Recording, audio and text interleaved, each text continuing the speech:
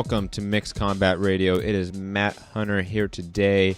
Tonight, actually, it's 10:47 p.m. West Coast time, February 4th. I'm here today with Santiago. How you doing, buddy?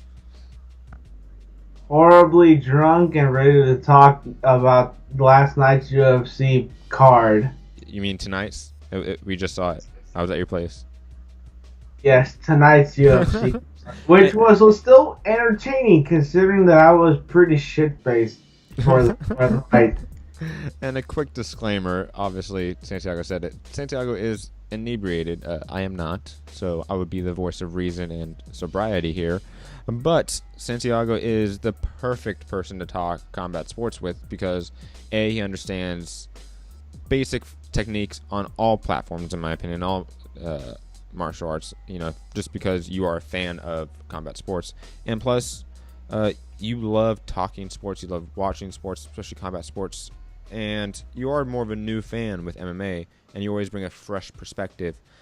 Korean Zombie Chan Sung Jung knocked out Dennis Bermudez, ranked number 9 by the UFC. Both guys top 10, obviously. Knocked him out in the first round with an uppercut and some follow-up punches on the ground. What were your thoughts on the main event of UFC Fight Night 104? Oh, well, honestly, just simply going off the fact that I was only going off the information you were giving for tonight's fight, I was actually very impressed with the Korean Zombie's performance because, for someone who had been off for like almost 3 years in the sense of three and a half years, just to be exact. 3.5 years in the sense of a Mikey Garcia or Andre Ward for boxing, it was impressive to see him perform the way he did against his opponent tonight. And even if I am inebriated, I gotta say, I was very entertained and impressed with his performance, given the fact that it had been 3.5 years since his last professional fights. And, from a technical standpoint, what did you see in the fight? Because obviously, very early in the round, obviously it was only a 2.5 minute fight, but very early in the round, Korean Zombie did get rocked several times with some right hands from Dennis Bermudez, and obviously he changed up his game plan in a sense, or changed up some of his entries and worked for the knockout and got the punch. What did you see in the fight itself that led to this knockout? Well, obviously, for the disclaimer for anybody who's listening to the Matthew Hunter show, I am in fact inebriated, so don't take anything I say with full certainty. But based on what I was able to see regarding tonight's fight, you look good, honestly. I remember actually having a pretty intricate discussion with you regarding how he'd look tonight, what he would look like considering that it had been 3.5 years since his last fight. And honestly, I did pick him to win based on what information I did have of him as a fighter, not just as the fact that he had been off for almost 3 years. It was a very quick win for me, and I have seen some pretty quick wins in my time boxing wise, but he looked very impressive considering, I wondered whether or not there would be some type of ring rust on his part, because 3.5 years is not something to, scoff at, Oh, no, entirely. I completely agree with you. And, it's funny because, I mentioned this during the fight after he got rocked that, Korean Zombie has a history of getting rocked but recovering, almost like an Arturo Gatti-like recovery ability in a sense. And, I somewhat attribute that to the ring rust. I attribute him to getting caught flush by those shots, from him just not being used to it yet, not being used to that rhythm, that real fight pace. Because being in a real fight in front of thousands of people is obviously different than sparring. And I think that, once he got rocked a couple times, recovered, sort of came back to his senses, he started sticking to the jab, started stepping off the center line, slipping shots, trying to land a knockout blow, and he ended up doing it. And I can't wait to see him against the other elites of the division, because I think 145 is obviously a stacked division. I think this win because the nature of the win included with the Korean Zombie's persona within the sport and being a fan favorite, I think seeing him against Max Holloway or a Jose Aldo next in a rematch is not something that's out of the question. No, of course. I mean, obviously, I am still pretty inebriated, but I'm not inebriated to the point that I'm not able to see the same facts that you are. The Korean Zombie looked like the kind of fighter that you made him out to be, and given the way the card had been planning out, it could have really gone any other way. And like I said, 3 years is nothing to scoff at, but like the Korean Zombie looked like someone that you had to take seriously, someone that you had to take into consideration as someone that, wants to prove that he is the best at 145 pounds. And given his performance tonight, I wouldn't be surprised if, I saw him again on my own accord, not just hanging with you because, you follow MMA, but like, oh, I know who he is. I know exactly what he's capable of, even if I was, inebriated, but I know exactly what he's capable of as a fighter. So the Korean Zombie showed to me the kind of fighter he is capable of being, even after 3.5 years off. And I do look forward to seeing him again. He showed the subtle nuances that I look for in most fighters, regardless of what sport he competes in. And I liked what I saw that night. Yeah, and nothing to take away from Dennis Bermudez. Obviously, he got caught flush with a shot, a good shot, a hard shot, and Korean Zombie jumped on him and didn't let up to get the finish. And Dennis Bermudez was looking good throughout the bout. Even though it was obviously a quick finish and only a 2.5 minute fight, he was catching the Korean Zombie with shots. He was avoiding the ground in a sense, but once the Korean Zombie started adapting to Dennis Bermudez's style, once he started landing that jab at will, and I think because, in boxing, obviously the jab controls the fight, but in MMA it does so even more because less people have a adequate jab or are adequately skilled enough to deal with somebody with a good jab, and I think the Korean Zombie has such an underrated jab. No, for sure. I mean, obviously, we were discussing, the main event among other fights that were taking place tonight on this card, during the time that you were here, and it was kind of like, I wondered, what could I, as a super casual fan of MMA, see in this fighter that you see yourself as someone who follows the sport very intently, the way I follow boxing. And I could see a lot of the things that you saw in him. And so the fact that it was quick did take me a little by surprise. Yeah, because But even I said that I thought that the Korean Zombie should take it into the later rounds and sort of deplete Dennis Bermudez's cardio tank that's sort of suspect. And I was not expecting a first round finish from either guy, to be honest.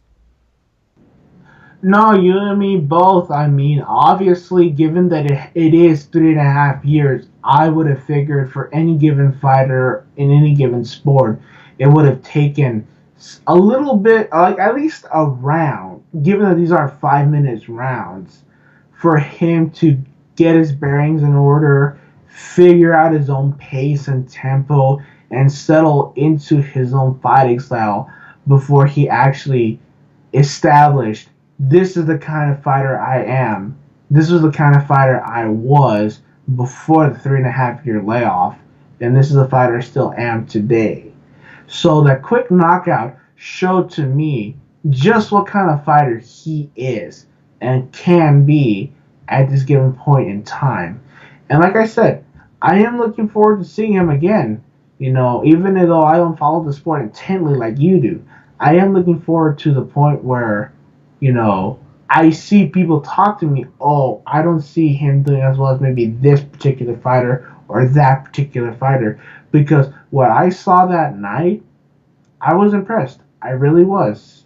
Drunk or not, I was impressed with what I saw that night. Absolutely. Just like Floyd Mayweather said, absolutely. I think everyone was impressed, especially coming off that 3.5 year layoff. Now let's get to the co-main event. Felice Herring defeated Alexa Grasso via unanimous decision, 29-28 scorecards and one scorecard 30-27. First off, Santiago, did you think the scorecards were fair? I do personally. I don't think there was any controversy, but it was a semi-close fight, especially in the second and third round. I don't know. It was competitive throughout. I still think Felice Herring won at least 2 rounds, but Alexa Grasso did not look completely, outmatched. To me, she just looked inexperienced, and she didn't have the composure that a Felice Herring had. Like I told my friend when he asked me whether or not the Frampton Santa Cruz 2 fight was a robbery, I personally felt that fight could have gone either way. I still remember that fight very clearly. And being honest with everyone who's listening in right now, I honestly could see that fight going either way. I was talking with you about that too more. I don't necessarily see it that close. I see it that being competitive, more like a Sean Porter, Keith Thurman, or like a Canelo Cotto. Like, yeah, there may be like a very small vocal minority that thinks the other person won, but the majority of people see it as the person who clearly won the bout, even though it was competitive throughout. No, of course. Obviously, I personally felt that Felice Herring won that fight. But yeah, plus you have a little crush on her too. Yes, obviously, but like I still do feel that she won the fight. Yeah, based on not only my own recollection, but just on the general feel of the way that fight turned out too. Because it wasn't a super active fight, so it was one of those you almost had to go off of like who had the momentum in the round, who seemed like they had control of the round, because neither was landing enough volume or enough damaging blows to where it was very apparent who won the bout or the round. You would have to go off who seemed like they were in control. And I think you even stated that. No, of course, I can say that too because I would look at you at some points in between during those rounds, and I'd be like, I feel like maybe Herrick or maybe the other girl was doing good or bad in certain points of the fight, and it was kind of like it was that kind of fight to me, and like I had to think about it very clearly, like who did I truly think win after those 5-minute rounds? Who did I think really won those fights? But at the end of the day, I honestly do feel like if I had to pick Herrig, it's not a controversial fight, like how some people really. No, there's another fight on the card that we're gonna get to, the Jessica Andrade Angela Hill fight that I thought was much closer, and I thought the scorecards were off. And then plus we have your favorite fight, the bleached hair versus awful mustache fight that I thought was the worst decision on the card. We're gonna get to those later. But final thoughts on the co-main event: Felice Herring versus Alexa Grasso. Oh man, you know what? Given that I actually knew who Felice Herrick was compared to the other girl who was fighting in the co-main event, I was impressed with the performance of how that fight turned out. Obviously, I look forward to seeing both fighters in either case, and that fight to me was one of the more entertaining fights of the night. I mean, obviously, like you said, there is a card that took place on here where the scoring was very controversial, in my opinion.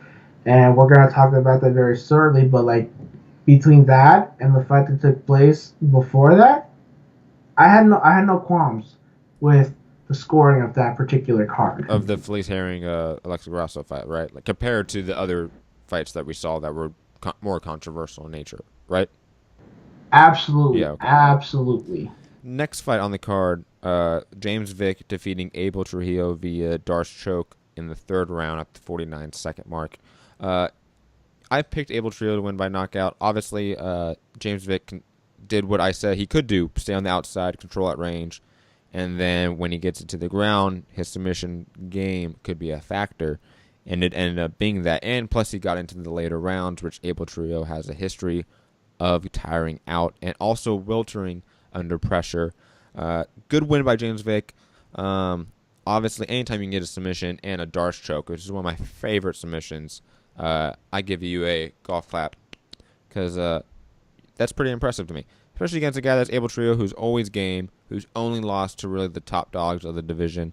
So this is a good win for James Vick. He needed this to bounce back and to continue his momentum as a prospect who's suffered a couple losses. Abel Trio, I think, is now establishing himself to be a gatekeeper at lightweight. That's nothing that's bad. I think he can put on good fights, get highlight reel knockouts occasionally, and lose to the top guys and continue what he's been doing and get a good paycheck. Your thoughts on this fight? No, obviously, I share the same sentiments you do on this particular fight too. I mean, we actually even joked about it just before the fight started and during when the fight was taking place. I mean, I don't know what else is to say than other than what you have just said. To be honest with you, I once again I was impressed with the performance of the winner of this fight, and I don't know what else there is to say. To be honest with you, I mean you pretty much said everything there is to be said about this about the winner of the fight. And obviously that's attributed to me being drunk right now, but at the same time, I still know who I'm talking about, and it's like I don't know. I mean, I really don't know what else there is to say. I think for James Vick, this is my final thought on the fight, and just James Vick as a whole. I think a next fight for him would be the winner of Dustin Poirier versus Jim Miller. The winner of that bout will be somebody that reestablishes himself as well within the division, top 15, match them up against each other. That'd be a good test for James Vick, since Dustin Poirier and Jim Miller are top-notch fighters and people that have massive experience in the sport and have fought tons of great names and have been at the top. Now, the next fight on the card, I believe, it was the Volkan Ozdemir defeated Ovince St. Preux via split decision, 29-28, 28-29, and 29-28. Close fight. Not one of those fights that really had me wild watching it. I remember we were sort of just talking a lot during it, and I remember thinking that after the fight that it was close, that OSP clearly won the third round. Ozdemir clearly won the first, and the second round was a toss-up, so I expected a split decision, 29-28 sort of scorecard. I slightly favored OSP in the decision. I would have to go back and rewatch it to really get a grasp on it because we were talking a lot during the fight, honestly. But I remember saying leading up to the fight, when the fight introductions and everything, I remember saying this to you, Santiago, that OSP was like a Fernando Vargas, that he is a guy that's fought elite competition and one after the other through the wood chipper at a very young age, very early in his progression and maturity in the sport. And unfortunately, I think this is a tune-up a little bit too late. And if this fight should have been the fight before the John Jones loss. This fight should have been the fight before the Jimmy Manuel loss. But unfortunately, I think OSP has reached a plateau, both athletically and technique-wise. It's going to be interesting to see what happens with him going forward. Obviously, he lost this fight, even though it's controversial in nature in a sense. It was a split decision. I still am now at a point where I'm not going to favor OSP in any fight going forward. He may be done in a way. He may be shot in a way that is not a Chuck Liddell shot where you get knocked out in every bout, but whatever made him special in the beginning is gone just because of the wood chipper and the fact that he fought elite competition one after the other and just got beat up during the process. Ozdemir, he looked good in spots, but again, I did not know him going into the fight, and I think that while his boxing looked good, his striking looked good, his cardio was a major issue. And against somebody that has cardio issues like OSP, that really shouldn't be a factor. That makes me very concerned going forward for a guy like Volkan Ozdemir. What were your thoughts on the fight, Santiago? No, obviously, I'm of the same sentiment as you are. When I was watching that fight, and I wasn't even that drunk too. I was only like two shots in, but like it really did look like the only reason that he was still in the fight was because the cardio was playing a factor in the way the fight was taking place. It looked like he was able to get his respite in when he needed to. Honestly, it didn't look like he could just like take over and simply impose himself on his opponent. And Who are you referring to? Ozdemir or OSP? Ozdemir, because like when I looked at Ozdemir, I looked at moments in that fight where I was thinking to myself, why are you letting him just simply hang on to you, Or get like back into the fight. Like you were tuning him up with like 4 punch combination, and now you're just standing there doing exactly. nothing. Exactly. Because like I was looking at him. I was thinking like, you could take the fight away from him. You don't have to let him do this, but for some reason, he let him, and obviously, if it has to do something with the cardio, it played a factor. And like at the end of the day, the fight was very close because of that. It could have gone another way. Personally, I had it for OSP, but I'm not the mindset that it was like a robbery or anything like that. I feel like the right man did win at the end of the day, and there are certain limitations to him as a result of what we saw in this particular fight. Yes, I completely agree. And let's get to the next bout because it's a late night. We want to get to this as fast as possible. It's our immediate reaction. Santiago obviously needs to get some sleep. Some beauty rest. Sleep off all that vodka. The next fight on the card is one that we were very jokingly talking about while it was happening. Marcel Fortuna defeated Anthony Hamilton via KO. Brutal right hand in the first round at the 3 minute and 10 second mark. And I remember, picking Anthony Hamilton purely due to the size discrepancy. It was a 60-pound difference, 50-pound difference. Marcel Fortuna looked like he was about to get rocked and finished at very early in that fight. And he came back with a huge counter and put down Anthony Hamilton. And I mean, put him out. Iced him. And what were your thoughts on this, Santiago? I know, because of us like joking about making a pie bet, during this fight, and and me basically offering you the pie bet in the middle of the fight, right before the knockout, me picking Anthony Hamilton, and you saying no to the pie bet, and then obviously if you had accepted it, I would have been pied. Thank God. But what were your thoughts on it, Santiago?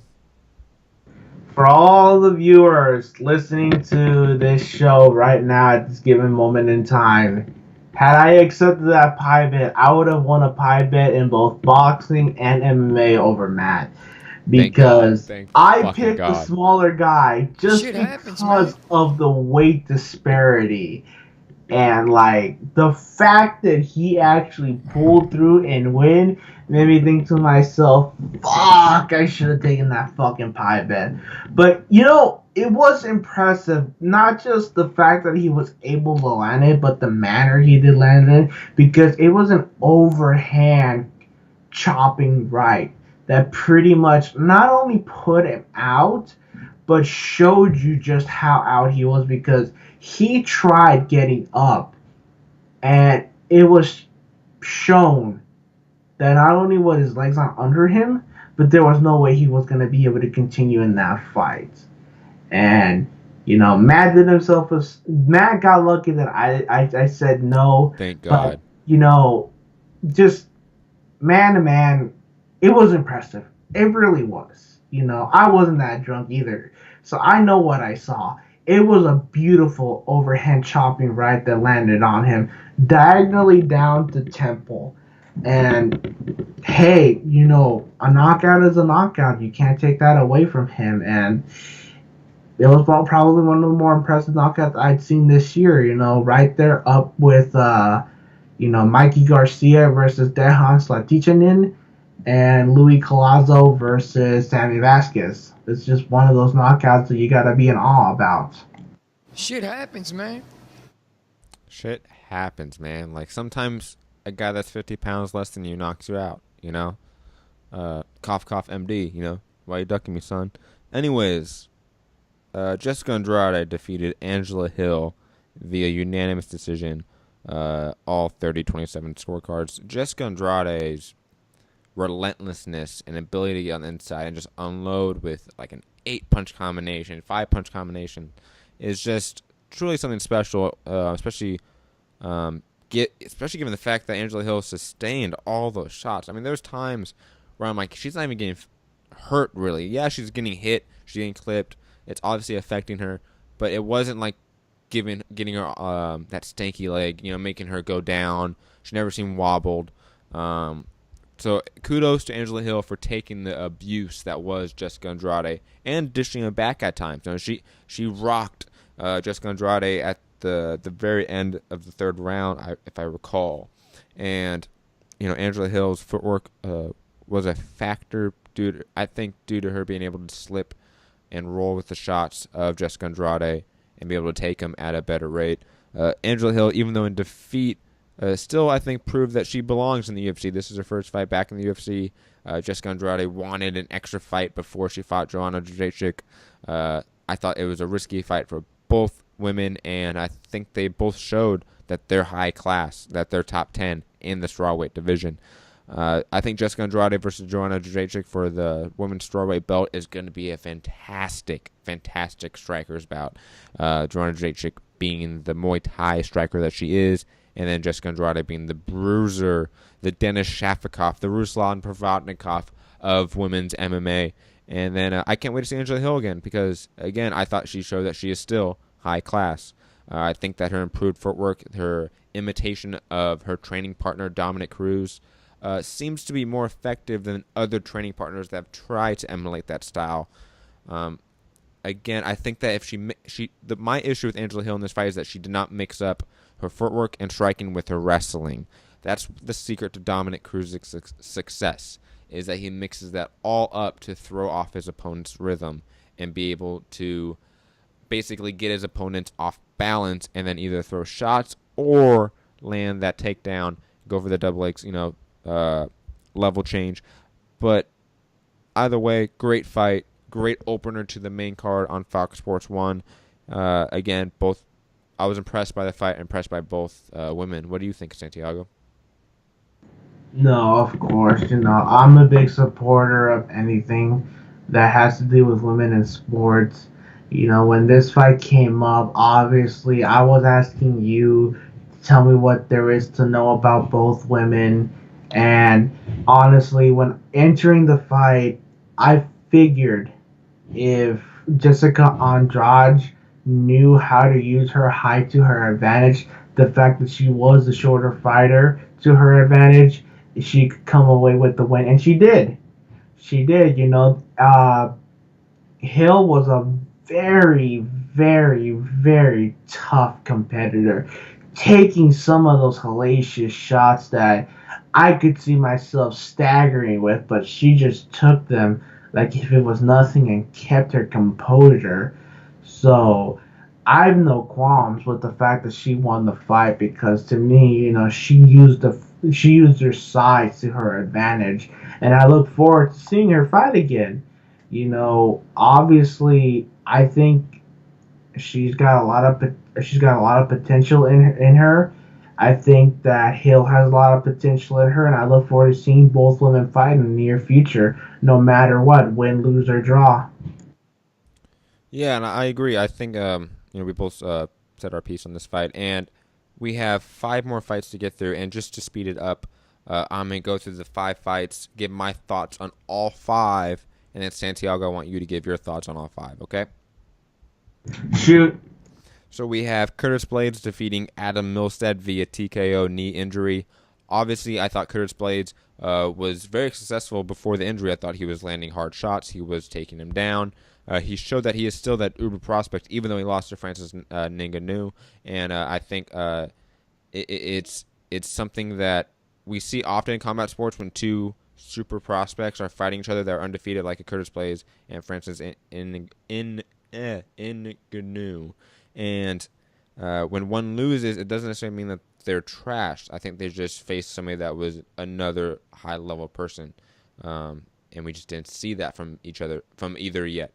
And Curtis Blades showed in this fight, even though it was ended by injury, I think he showed in this fight that he's still high level. Obviously, a gruesome injury. Prayers and best wishes go to Adam Milstead. I know that's going to be a hard recovery. I hope the UFC does help him out with that. Ricardo Ramos, also known as the guy with the bad mustache, defeated Michinori Tanaka via unanimous decision. Holy shit. 29-28, 30-27, and then another 29-28 scorecard. This is the fight that we mentioned earlier about an awful scorecard. In my opinion, a robbery. I thought Tanaka clearly won the second and third round, while Ramos clearly, in my opinion, won the first round. And I don't know what the judges saw. Maybe I was crazy, but I just think that those judges in that fight should get suspended or get some sort of review, because what I saw in that fight was atrocious.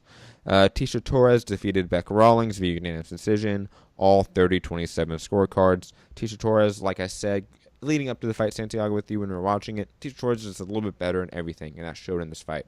I think Becca Rawlings again showed that she's always game. And then to round off the last fight that we're going to talk about, there are two other fights that are on the card. Chaz Kelly versus Chris Gutierrez, who Chaz Kelly won via submission, rear naked choke. Nico Price defeated Alex Morano. We did not see that fight. That was a KO in the second round. But the last fight we're going to actually talk about is Khalil Roundtree defeating Daniel Jolly via KO knee in the first round. And the reason I want to talk about that fight is because of that controversial second knee, which was clearly illegal. Now, while the first knee that landed knocked out Daniel Jolly, in my opinion, he was out. And then when his knees hit the ground and Roundtree landed that second knee, to me it wasn't to the chest. To me it was to the face. And the fact that there was seemingly no even conversation between the officials about what to do with that, I think is some sort of issue that needs to be addressed. Obviously, this fight happened in Texas. And as we know, the Texas Athletic Commission is notoriously awful in almost about every fucking aspect. So, Texas Athletic Commission, fuck you, because having fighters in danger like this is ridiculous.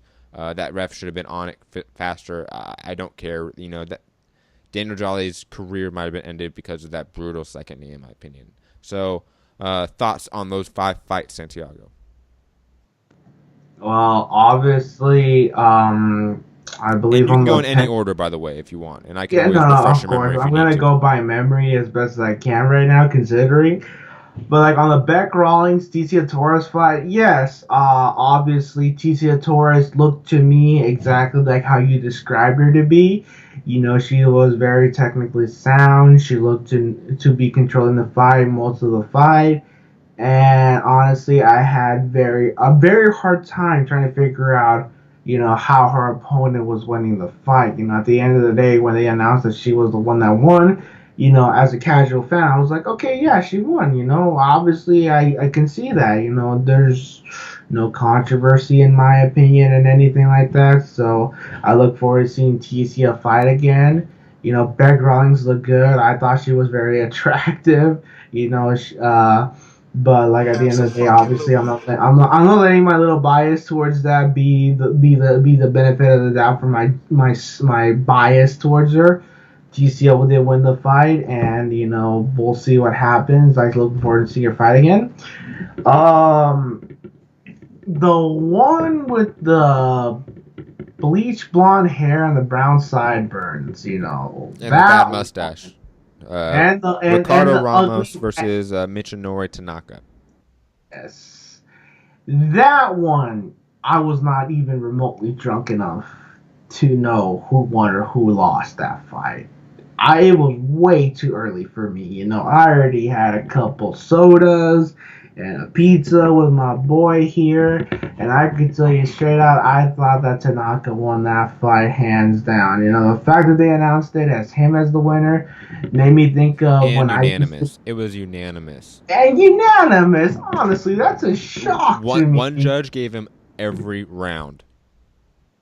Wow, that's actually fucking awful. I'm sorry, but like, you know, I've played the UFC 2 game, and like, even that's exactly what that makes me think of when I think I won a fight, and then the judges in the game tell me the other guy won, and I'm like, The the judges in the fuck just UFC game are happened? awful. Let's be honest; those are the worst judges of all time. Hey, there's your comparison right fucking there. There is your comparison right there. You want to know just how bad they were? They were as bad as the judges in the fucking video game. Because as far as I'm concerned, Tanaka won that fight. I was not even remotely drunk enough to be all like, oh, I don't know who the fuck won. I could say that for the other fights that I've been talking about, but not this fight. Hands down.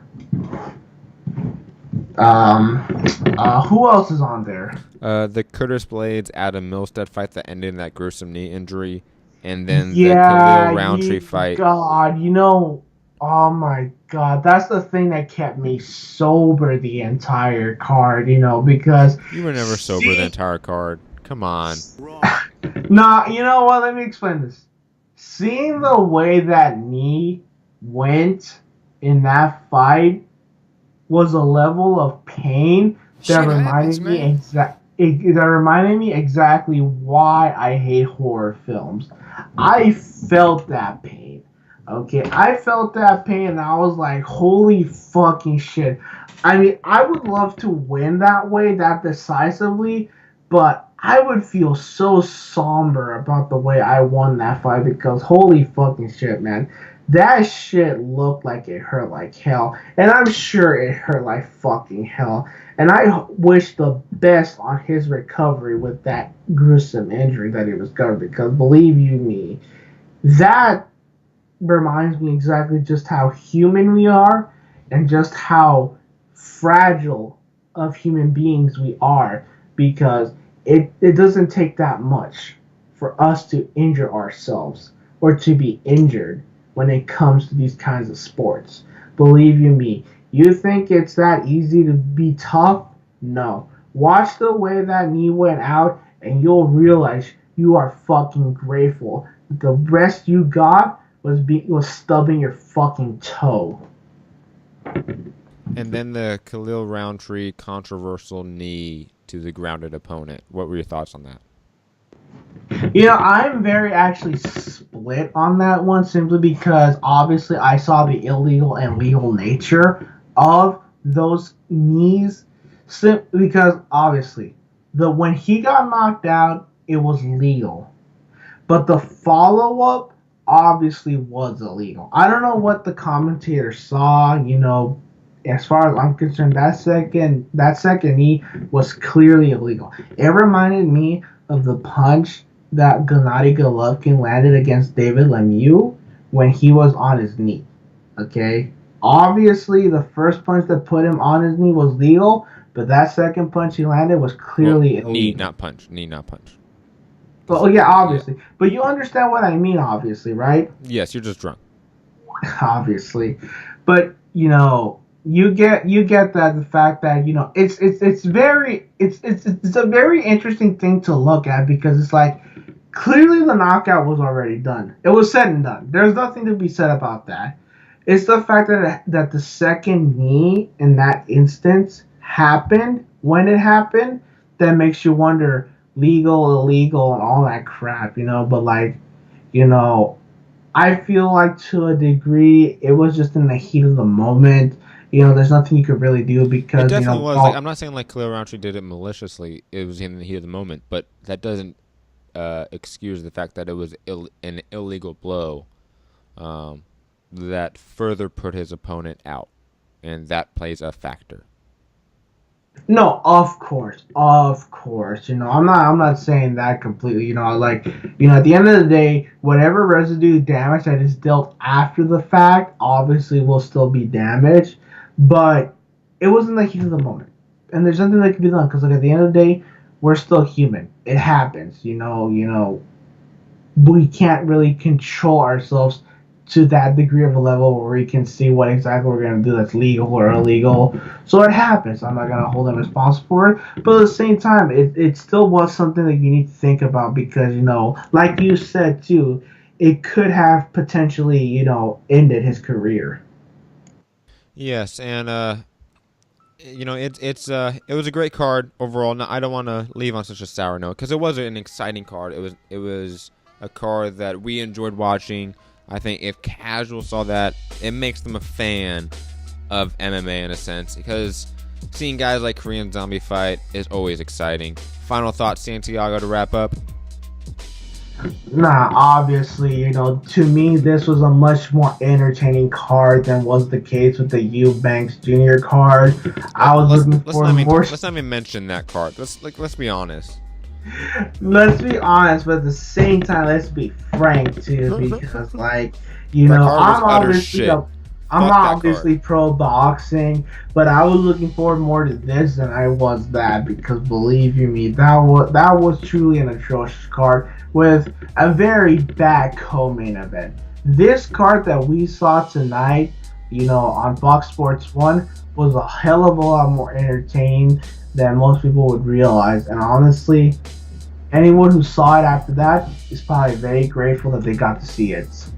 Yes, and obviously you can find me at Mixed Combat News on Twitter, and obviously Mixed Combat Radio on Patreon, SoundCloud, iTunes, YouTube. Santiago, it's been great. I enjoyed watching the fights with you. Peace. Peace, everybody.